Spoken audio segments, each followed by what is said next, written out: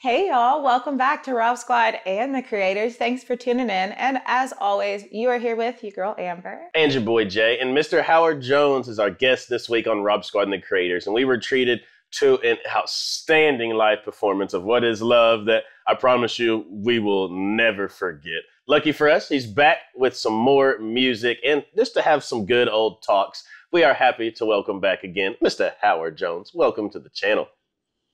Thank you so much. Great to be here. Wonderful. It is an absolute pleasure to have you. I mean, goodness, thinking about that live performance. And if you guys have not seen it, make sure y'all pause the video, go back, look at it, and then come back to this one because it was an absolutely mind-blowing, I mean, like I said, I feel like for us, once in a lifetime opportunity. So that was really, really cool. Yeah, we loved it so much. But we hear that you're bringing a song today that we have not heard. Again, we reacted to you twice before, luckily enough, having you on the channel today. But today is one that we have not heard yet. All right. Fantastic. That's so great. I mean, I can't wait to hear your reaction to it. But today we are checking out No One Is to Blame. I'm ready to jump right into it. Make sure you guys like the video, hit that subscribe button, and turn on that post notification bell so you never miss a video. I do have to tell you, I went to our reaction, one of our recent reactions to you.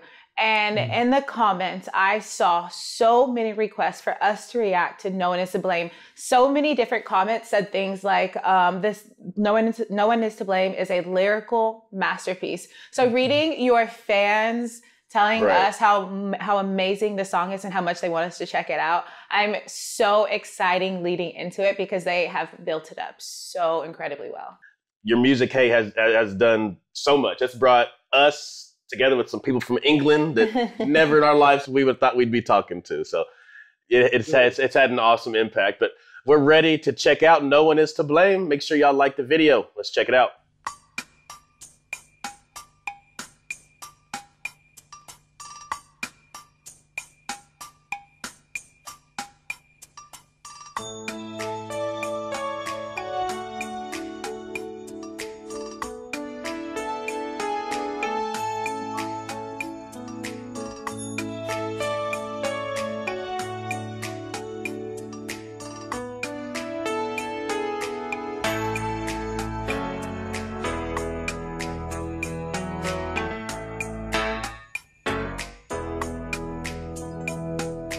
You can look at the menu, but you just can't eat.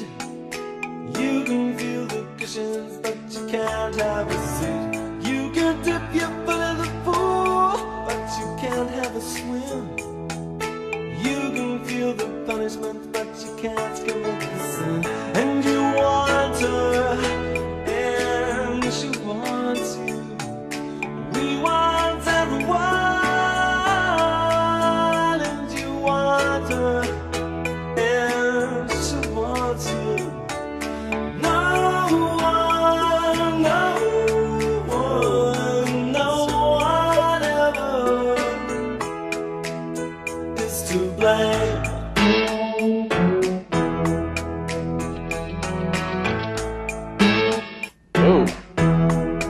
That.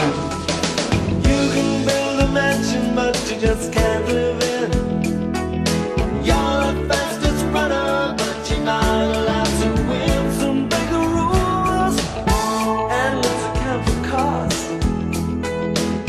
The insecurity is the thing that won't get lost. And you want her, and she wants you. We want everyone. All right. I got to pause this timeout, especially after that note. And the fact that you said that you did not think you had a great voice blows my mind. Because even early on in this stage, like that note exactly, and even at the very, very beginning when it started, just the gentleness, the ease that's in your voice. I think you could sing very, very well. But I mean, I guess, I guess as an artist, I mean, you always probably, I mean, just like as an athlete, I always felt like I had things I needed to work on. So I could definitely see it from that side as well. Yeah, I mean, I think, a lot of artists are they may be on a stage, but a lot of us, confidence is a difficult thing, because you're standing up there, you're saying, listen to what I'm doing. But you know, and you think, am I good enough? You know, are the songs good enough? Am I singing well enough? And I think those things will always chatter at the back of your mind, and in a way, it keeps you on your toes. You know, I think so. If I got too confident about everything, I would lose that momentum, I think, of, you know, moving forward.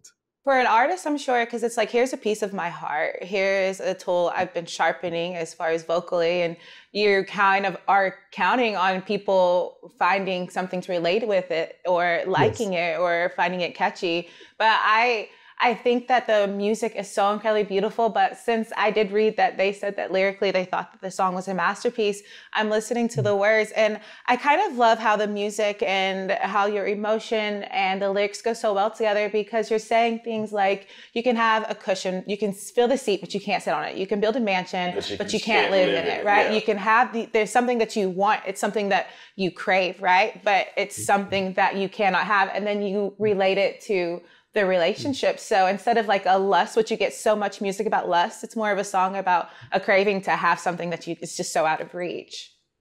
Yeah. You really nailed it. That's great.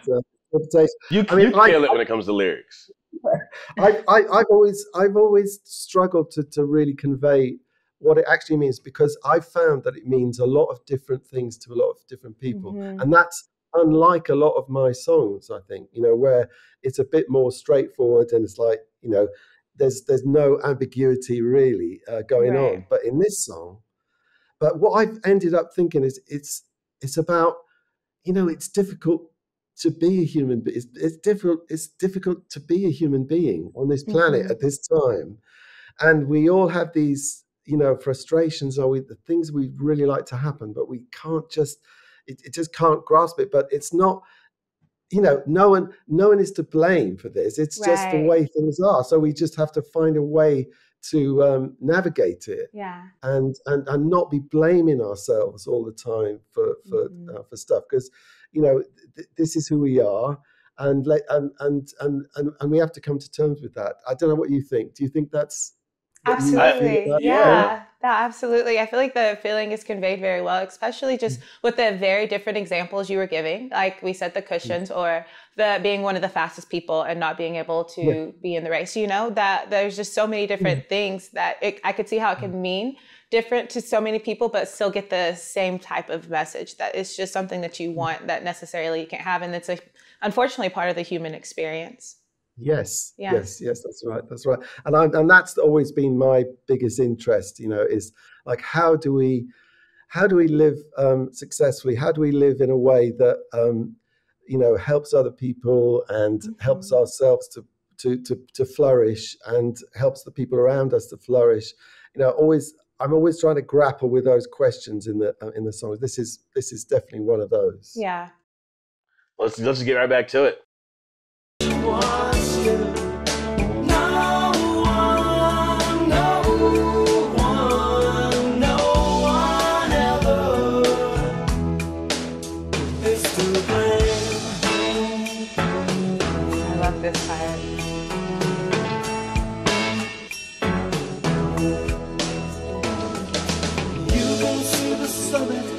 But you can't reach it.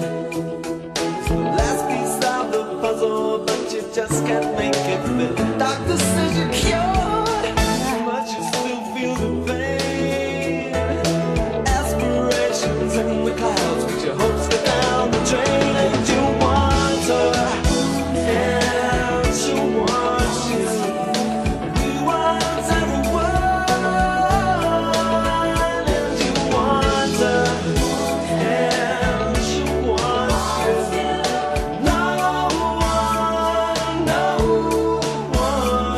No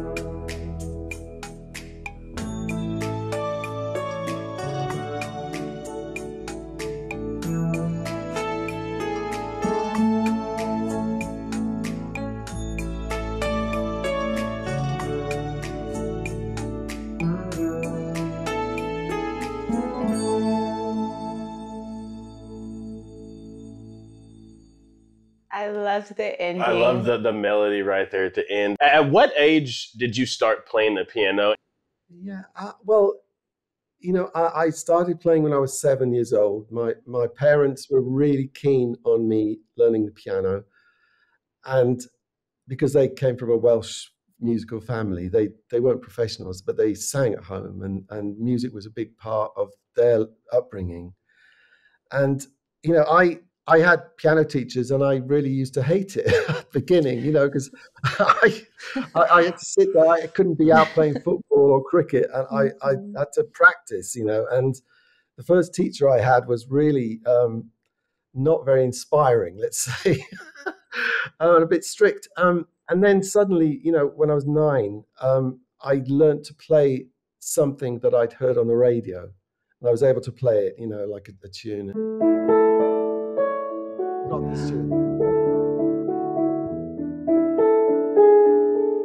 And so I realized, oh, I can hear something, and I can play it now on the piano, and that was really a breakthrough moment for me. And then after that, they couldn't keep me away from the piano, and it was really an obsession. And I have to apologize to all the people who had to listen to me pounding the piano hour after hour, and the neighbors, you know, and my family, and you know what they put up with.